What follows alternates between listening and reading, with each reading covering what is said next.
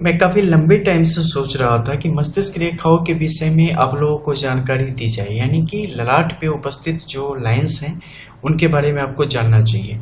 Because अगर आपके पास कुंडली की नॉलेज नहीं है, अगर आप हस्तरेखा से चीज़ों को सही तरीके से आकलन नहीं कर रहे हो, तो आप अपने मस्तिष्क से इन चीज़ों को बहुत ही बारीक तरीके से और बहुत ही स्पष्ट रूप से जान सकते हैं। हालांकि ये बाकी की सारी विधाओं के मुकाबले कठिन है, क्योंकि ये चीज़ें नॉर्मली आप देख के पता लगा लें, ये कई दफ़े काफ़ी मुश्किल होता है। इसके लिए आपके अंदर साधना की आवश्यकता होती है, आपके अंदर प्रेरणा की आवश्यकता होती है, ताकि वो चीज़ों को सही तरीके से आपके समक्ष रख पाए। नहीं तो सेम रेखा आपको अलग अलग रेखा के रूप में यहाँ पर नजर आएगी और उसके प्रभाव आप किसी भी तरीके से नहीं जान पाएंगे। तो इसके लिए आपके अंदर विशेष प्रकार की ऊर्जा का होना आवश्यक हो जाता है, ताकि ललाट की सारी परिस्थितियों को आप समय से समझ सके। हर क्षण इसकी चमक बदलती है, हर क्षण इसका प्रभाव बदलता है, हर क्षण इसकी जो महीन रेखाएं हैं वो अपनी गति बदलती होती है। इसलिए जब इन चीज़ों का आकलन किया जाता है तो उस समय काफ़ी सावधानी बरतनी चाहिए। और निश्चित तौर पे एपिसोड लंबी जाएगी, तो आई थिंक कि कम से कम 3 से 4 वीडियोज में जाके कंप्लीट होगी। तो इस वीडियो में मैं आपको बताने वाला हूँ कि यहाँ पे रेखाओं की स्थिति कैसे कैसे होती है और कैसे इसके बारे में आप समझ सकते हैं। देखो, एक सामान्य जो मस्तिष्क की स्थिति होगी उसमें जो सबसे ऊपरी जो लकीर होगी, यानी कि बालों से बिल्कुल नज़दीक वहाँ की स्थिति होगी, वो शनि की रेखा होती है। ठीक है, उसके ठीक नीचे वाली जो रेखा होगी, अगर पूर्ण रूप से बन रही है तो ठीक है, तो ठीक नीचे वाली जो रेखा होगी वो आपके गुरु की रेखा होती है। यहाँ पर ठीक उसके नीचे वाली मंगल की रेखा होती है। मंगल में ध्यान देना कि ये प्रथम और द्वितीय दोनों की स्थिति को साथ में लेके चलने वाली होती है। एंड इसके बाद जो नीचे की रेखा होती है वो है आपके शुक्र की रेखा और नीचे की तरफ बुध की रेखा। इसके अलावा स्त्री हो या पुरुष, उसके बाएं भाग की तरफ आपके लिए चंद्र की स्थिति, चंद्र की रेखा, और आपके दाहिने आईब्रोज के ऊपर सूर्य की रेखा ये विद्यमान होती है। ऐसे करके जो 7 मुख्य ग्रह हैं वो यहाँ पे विद्यमान होते हैं। छाया ग्रह यानी कि राहु केतु की कोई भी उपस्थिति यहाँ पे नहीं होती।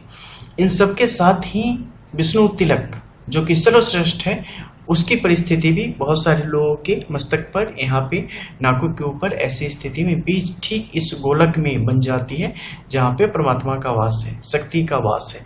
तो इनका एक अलग ही प्रभाव होता है। अब ये रेखाएं पूर्ण रूप से हैं, लालिमा युक्त हैं, सही तरीके से हैं, तो इसका क्या प्रभाव है। अगर ये टूट चुकी है तो क्या प्रभाव है, टेढ़ी मेढ़ी है तो क्या प्रभाव जाएगा, अगर सिर्फ बीच के क्षेत्र में दिख रही है तो क्या प्रभाव है, किसी और रेखा के साथ टाई अप कर रही है, संलग्न हो रही है तो उसका क्या प्रभाव है, कब किस परिस्थिति में इसे किस स्थिति में होना चाहिए, धनुषाकार स्थिति में है तो ये क्या दर्शा रही है, दोनों किनारों में काफी गहरी है और मध्य में बहुत हल्की हो चली है तो इसका क्या अर्थ है। इन सब का बहुत ही व्यापक प्रभाव है, व्यापक अर्थ है, जो हर एक आपके मिनट को, हर एक सेकंड की, हर एक क्षण को नियंत्रित करने का कार्य करती है। आपके जीवन के हर एक घड़ी को नियंत्रित करती है। तो इसके द्वारा आप चीज़ों को बेहतर रूप से जान सकते हैं कि हाँ, जैसे मैंने बताया शनि की रेखा है तो ये आपके जीवन के किस पहलू को नियंत्रित करने वाली है, दूसरे गुरु की है तो आपके जीवन के किस पहलू को नियंत्रित करने वाली है। ठीक है, इसी तरीके से मंगल, शुक्र, बुध और चंद्र और सूर्य की स्थिति के अनुरूप आपके जीवन में उसी प्रकार के फल फलाफल प्राप्त होते हैं। देखो, बहुत सारे ऐसे लोग होंगे जिनमें ऊपर की सारी रेखाएं नहीं होंगी, मध्यम में थोड़ी बहुत होंगी, कटी फटी होंगी। ठीक है, लेकिन चंद्र और सूर्य ये दोनों होना यहाँ पे काफ़ी इंपॉर्टेंट है। और जब अपने आईब्रोज आप ऊपर करेंगे तो यहाँ पे स्पष्ट तौर पे आपके लिए बनेंगे और इनकी बेहतरीन परिस्थिति होना अत्यंत आवश्यक है, क्योंकि उसी के अनुरूप आपका जीवन सही तरीके से फ्लो में आगे की तरफ बढ़ पाता है। अगर इसमें कहीं से त्रुटि आ जाती है तो उसी प्रकार से त्रुटि की स्थिति जीवन में भी पैदा हो जाती है।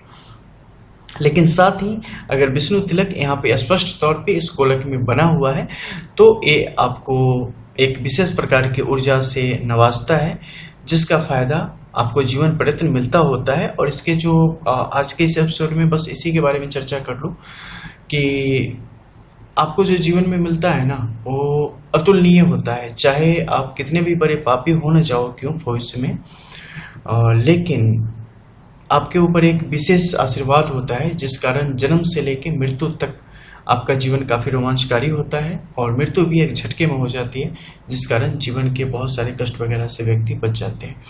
इन सब की प्रकृति किस तरीके की होनी चाहिए, नहीं होनी चाहिए, उसके अनुरूप क्या फल मिलता है, इन सब के बारे में आगे आने वाले कुछ वीडियोस में जानेंगे। बिकॉज मैं चीज़ों को एकत्रित कर रहा हूँ इस तरीके से कि आप उसे समझ सके, ठीक है। बिकॉज मैं तो देख लूँ, मैं तो सारी चीज़ें बता दूँ, लेकिन सिर्फ वीडियो देख के और मेरे बताने से आप के अंदर वो चीज़ आ जाएंगी, तो खैर किसी भी तरीके से पॉसिबल नहीं है।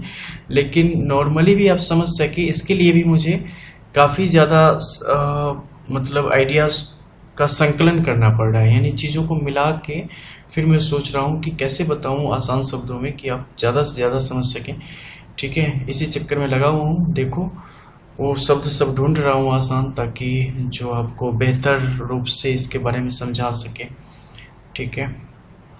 तो चलो नेक्स्ट वीडियो का इंतजार करते हैं, मिलते हैं, तब तक के लिए जय श्री राधे।